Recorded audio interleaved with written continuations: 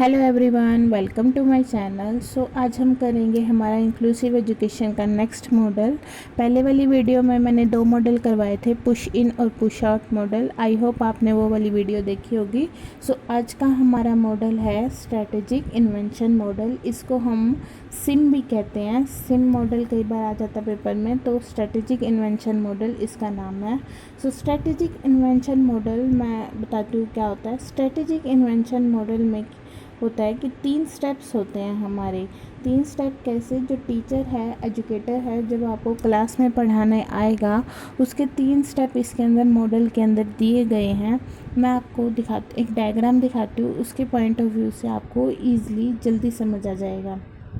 देखिए, ये 3 स्टेप होते हैं हमारे स्ट्रेटेजिक इन्वेंशन मॉडल में।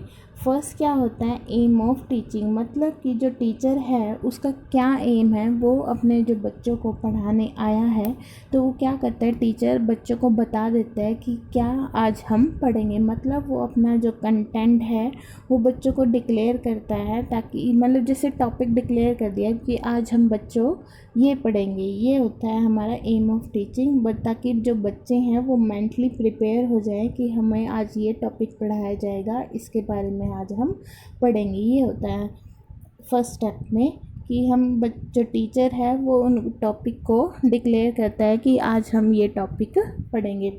सेकंड है हमारा चेक प्रीवियस नॉलेज।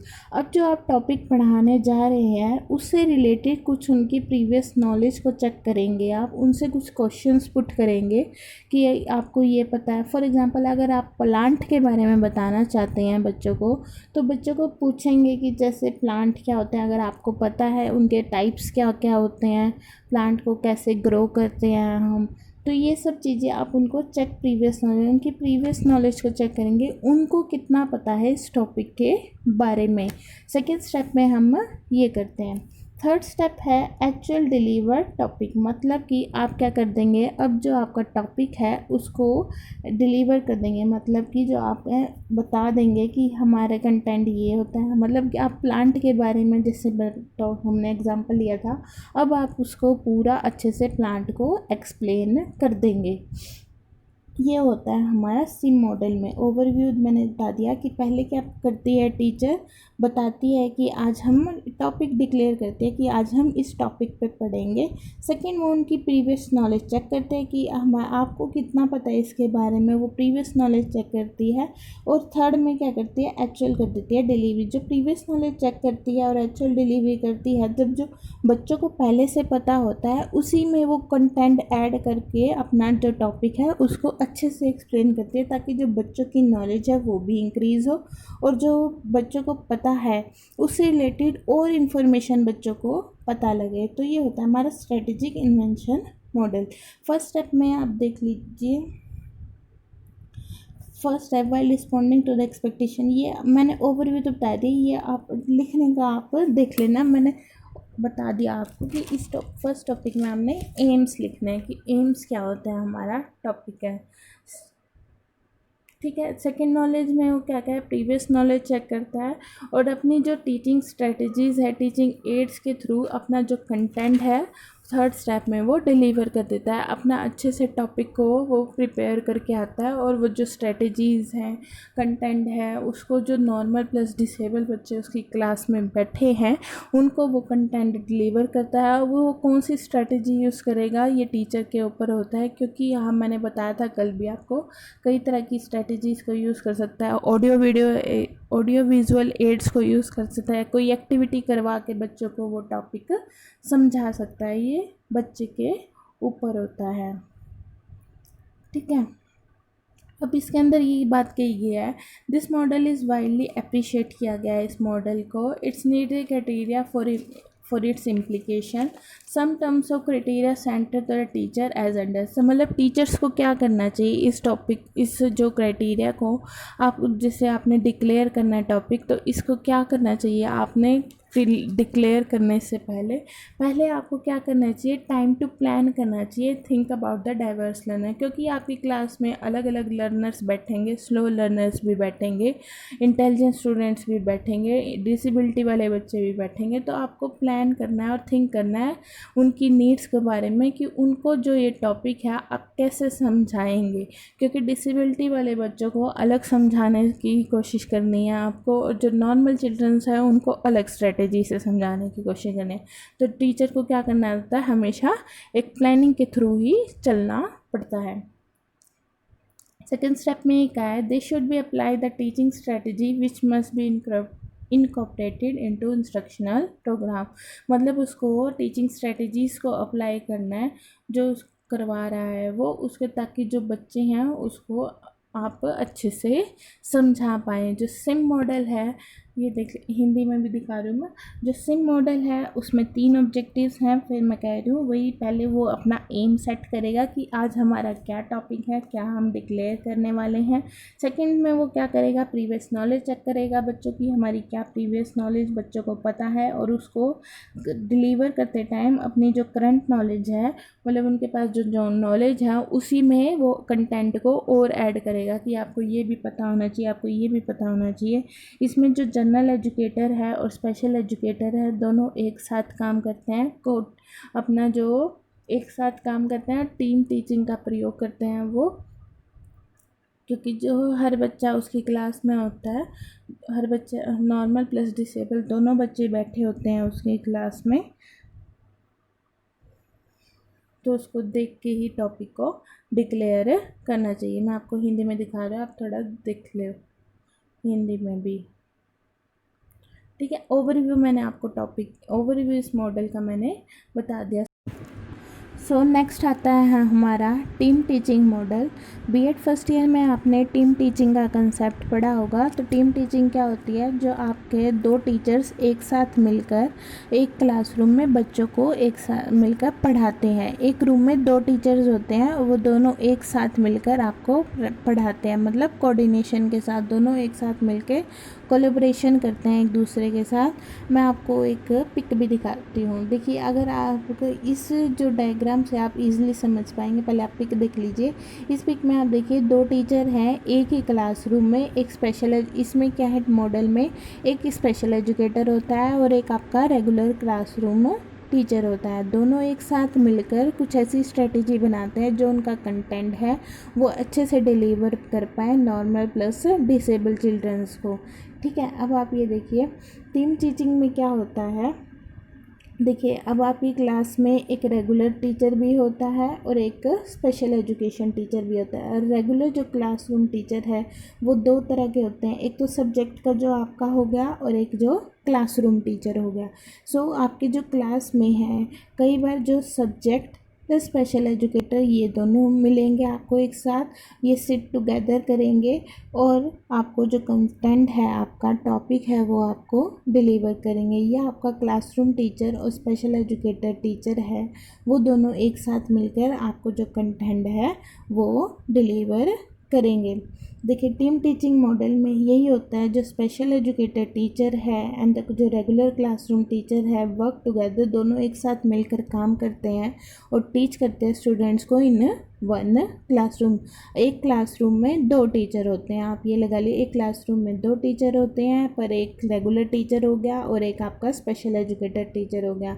हमारा जो कंसेप्ट है इंक्लूसिव एजुकेशन का कि हर बच्चे को इंक्लूड करना है, दोनों को एक समान शिक्षा देनी है और एक साथ बिठा के देनी है, तो वो इजी कंसेप्ट नहीं है। क्योंकि अगर आपके देखिए नॉर्मल प्लस डिसेबल दोनों बच्चे एक साथ बैठे हैं तो जो आपका टॉपिक डिक्लेयर करने की स्ट्रेटजीज़ हैं वो डिफरेंट होंगी, एज नॉर्मल बच्चों के लिए अलग होंगी और डिसेबल बच्चों के लिए अलग होंगी। तो इसीलिए इसमें ये कहा गया है जो स्पेशल एजुकेटर टीचर है उसका आपने कोऑर्डिनेशन करके रखना है, उनके साथ मिलकर काम करना है ताकि जो आपका लीडरशिप है वो भी इंक्रीज़ हो जाए।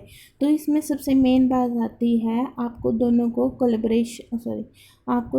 कोलैबोरेशन करके एक साथ काम करना है in one classroom, work together, collaboration with one another, और इसके अंदर कम्युनिकेशन अच्छा होना चाहिए। अगर आप दोनों के बीच में जो स्पेशल एजुकेटर है और नॉर्मल रेगुलर क्लासरूम टीचर है, दोनों के बीच में कोऑर्डिनेशन मस्ट होना चाहिए। अगर कोऑर्डिनेशन नहीं होगा तो बहुत सारी मुश्किलें आएंगी।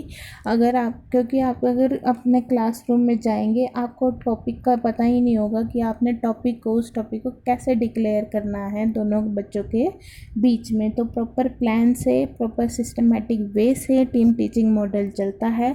कोई कम्युनिकेशन गैप नहीं होना चाहिए, और आपने एक दूसरे को टीच टुगेदर, दोनों को एक दूसरे के साथ मिलकर काम टीच करना है। ठीक है, मैं आपको थोड़ा बता देती हूँ इस मॉडल में और क्या होता है। ये ऊपर वाले जो फर्स्ट पैरा है, ये मैंने समझा दिया। इफ़ेक्टिव प्लानिंग होनी चाहिए, सिस्टमेटिक आपका वर्क होना चाहिए, उनको क्या करना है, वेल डिफाइंड सपोर्ट होना है। अगर आपकी टीम अच्छी है, अगर आपकी टीम में कोऑर्डिनेशन है तो आपका काम भी बहुत अच्छा होगा। कोऑर्डिनेशन आपको पता होगा, एक दूसरे के साथ मिलकर काम करना है। एक दूसरे के साथ मिलकर अगर आपके साथ टीम बहुत अच्छी है, एक दूसरे के सपोर्टिव करती है, दोनों को मतलब मोटिवेट करती है, तो आपका जो टीम है वो बहुत अच्छी बनेगी, और आप अच्छे से जो बच्चों को अपना टॉपिक है वो प्रेजेंट कर पाएंगे। ठीक है, जो टीम वर्क है वो पहले कैसा होता है, कैसे हम कर सकते हैं।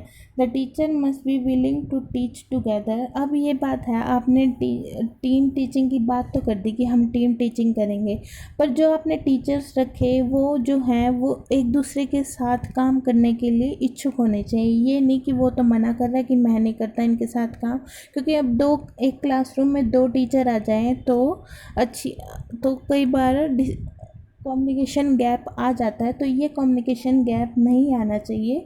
दोनों जो टीचर्स हैं उनको विलिंग होनी चाहिए कि हाँ, हम एक दूसरे के साथ काम कर सकते हैं, और जो बच्चों को है उनकी भी इम्प्रूवमेंट कर सकते हैं। क्योंकि ये क्लास में नॉर्मल प्लस डिसेबल चिल्ड्रंस दोनों हैं, तो दोनों की हेल्प तो ज़रूरी है, क्योंकि स्पेशल एजुकेटर को पता होता है कि बच्चों को कैसे हैंडल करना है। ठीक है, जो आपने टीच करना है, आपका कंटेंट, वो जो आपको इन्फॉर्मेशन देनी है, दोनों को पता होने चाहिए, स्पेशल टीचर को भी और रेगुलर टीचर को भी। दोनों एक साथ मिल के सेट करेंगे क्या आपने असाइनमेंट करवाना है, क्या आपने टेस्ट लेने हैं, क्या आपने कंटेंट करवाना है, अब कौन सा टॉपिक कराना है। तो फर्स्ट पॉइंट में हमारा ये है। तो सेकंड पॉइंट में हमें ये क्या है, जो भी इशू रिलेटेड प्रॉब्लम होती हैं डेवलपमेंट, जो भी हमारे इशू आ जाते हैं कोऑर्डिनेशंस के बीच में, कुछ भी इशू है तो वो चीज़ नहीं आनी चाहिए।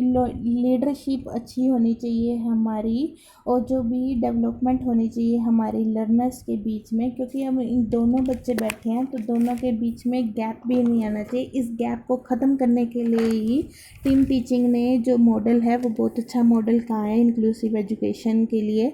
क्योंकि टीम टीचिंग के थ्रू 2 टीचर एक साथ मिलके बच्चों को पढ़ा रहे हैं। जो डिसेबल बच्चों को कई बार नर्वसनेस फील होती है नॉर्मल चिल्ड्रन के साथ बैठने में, और उनके माइंड में भेदभाव की भावना आती है कि हमें अलग क्यों फील करवाया जाता है। इनके डिस्क्रिमिनेशन का जो कंसेप्ट है वो नहीं आता है इनके साथ बच्चों के माइंड में। टीम टीचिंग क्या करता है बच्चों के बीच में, देखिए सेल्फ कॉन्फिडेंस और सेल्फ रिलायंस को इम्प्रूव करता है। अब उनके बीच में वो दोनों एक दूसरे के साथ मिलकर बात करते हैं, बैठते हैं, उनके साथ इंटरेक्शन करते हैं, उनके साथ ही बच्चों के साथ पढ़ते हैं, उनके साथ ही खेलते हैं। तो इनके जो डिसेबिलिटी वाले बच्चे हैं इनके बीच में कॉन्फिडेंस आता है, हम भी कुछ कर सकते हैं। उनको मोटिवेट करना है टीचर ने कि वो भी कुछ कर सकते हैं, उनको भी एक्टिविटीज़ में पार्टिसिपेट करना है। कल मैंने एक बात बताई, play learn and grow together. Motivate करना है आपको वेरियस स्किल्स में। तो टीम टीचिंग में यही होता है कि 2 टीचर एक साथ मिलकर काम करते हैं, एक साथ क्लासरूम में वो काम करते हैं और बच्चों की जो स्किल है उनकी डेवलपमेंट करते हैं। और जो बच्चों को है, ये हिंदी में देख लेना, बच्चों को जो है प्राउड फील होता है एक दूसरे के साथ बैठ के, उनके बीच में जो डिस्क्रिमिनेशन की भावना है वो भी नहीं आती, अच्छे से वो इंटरेक्ट करते हैं। इस मैं ओवरव्यू बताती हूँ। टीम टीचिंग है, टीम टीचिंग में क्या होता है कि जो उनकी लर्निंग है वो भी एनहांस होती है, गुड एनवायरनमेंट क्रिएट होता है इसमें, फ्यूचर में वो अच्छे इंसान बनते हैं इसकी भी उनको होती है, ताकि वो एक दूसरे के साथ भेदभाव नहीं करेंगे तो फ्यूचर में अच्छा रहेगा उनके लिए। और उनको अच्छे मोरल वैल्यूज़ को जनरेट करना है हमने, क्योंकि अगर हम एक दूसरे की क्लास में रिस्पेक्ट करवाएंगे, दूसरे को भेदभाव नहीं करेंगे कि ये तो वीक, जैसे वीक लर्नर, जैसे इंटेलिजेंट और वीक के बीच में जो डिस्क्रिमिनेशन आ जाता है उस गैप को भी नहीं लाना है।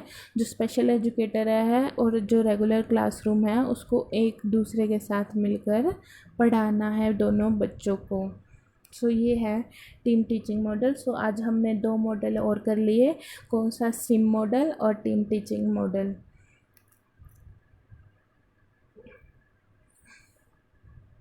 ये सब आप एक बार पढ़ लेना, मैंने ओवरव्यू दे दिया है आपको, दोनों ओवरव्यू दे दिया कि दोनों मॉडल्स में होता क्या है। आई होप आपको वीडियो पसंद आई होगी। Thank you for watching, please subscribe my channel. Thank you.